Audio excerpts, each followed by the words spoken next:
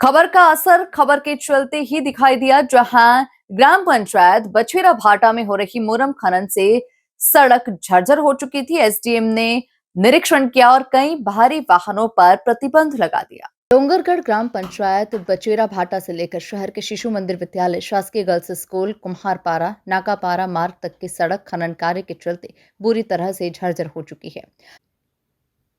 लगातार JCB, Hyva, भारी भरकम वाहनों की आवाजाही से सड़क पर बड़े बड़े गड्ढे बन गए हैं, जिससे स्कूली बच्चों, राहगीरों और आम नागरिकों को काफी परेशानियों का सामना करना पड़ रहा है।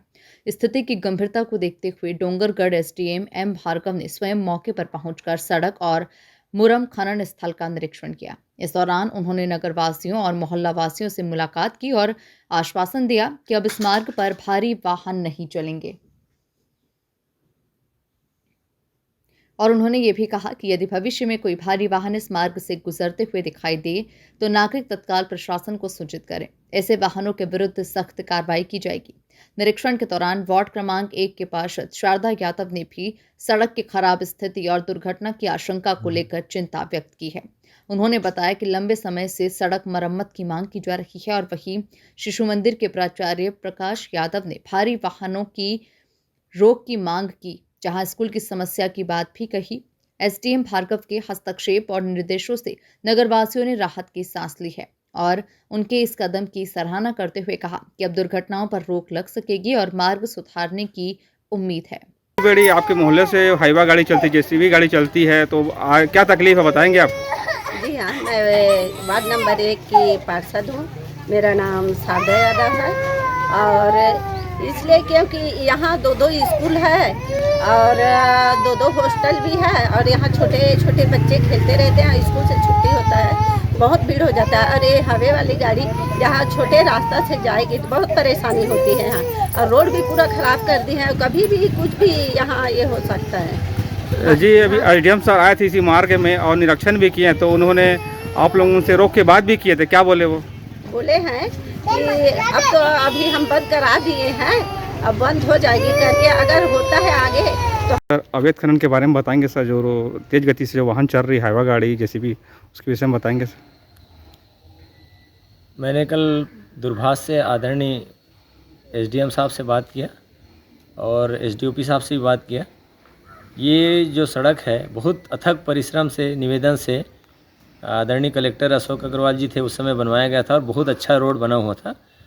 लेकिन अभी 15-20 दिनों से जो 8-10 डंपर दिन रात लगातार मुरुम खनन को लेकर के चल रहे हैं, जिससे हमारे स्कूल जो गर्ल्स शासकीय गर्ल्स स्कूल है और सरस्वती शिशु मंदिर छात्रावास, इधर के निवासी सब को उस डंपर के आने जाने से बहुत ही परेशानी हो रही थी और बच्चों को छुट्टी के समय, स्कूल आते समय उनको पार होने में दिक्कत हो रही थी, दुर्घटना की संभावना बन रही थी।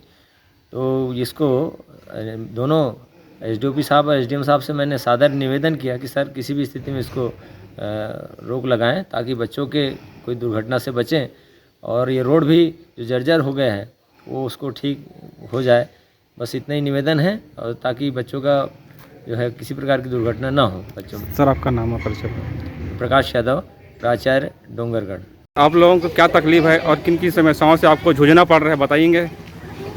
नमस्ते, मैं प्रशासन से यही कहना चाह रहा हूँ कि अभी सड़कों पर इतना तेज़ गति से बड़े बड़े माल वाहन चल रहे हैं, उनसे इतना धूल हो रहा है। एक तो छोटा सकरा हमारा सड़क है, वहाँ से 2-2, 3-3 स्कूल के एक साथ विद्यार्थी जाते हैं। इससे हम लोग को बहुत परेशानी होता है, धूल के कारण हमारे श्वसन से जाते हैं, जिससे हमको और कई बीमारियां भी हो सकती है और हर समय भय लगा रहता है कि कोई बड़े बड़े सड़क दुर्घटना ना हो जाए।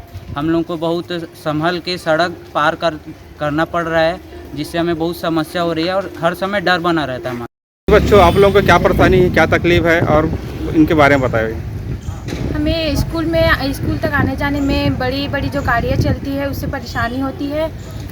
रास्ते में बड़े बड़े ट्रक वगैरह, हाईवा वगैरह चलते हैं, जिससे धूल भी आता है, उससे स्वास्थ्य में भी प्रॉब्लम होता है और दुर्घटना होने की भी संभावना होती है, क्योंकि बड़े बड़े गाड़ी वाले लोग फास्ट भी चलाते हैं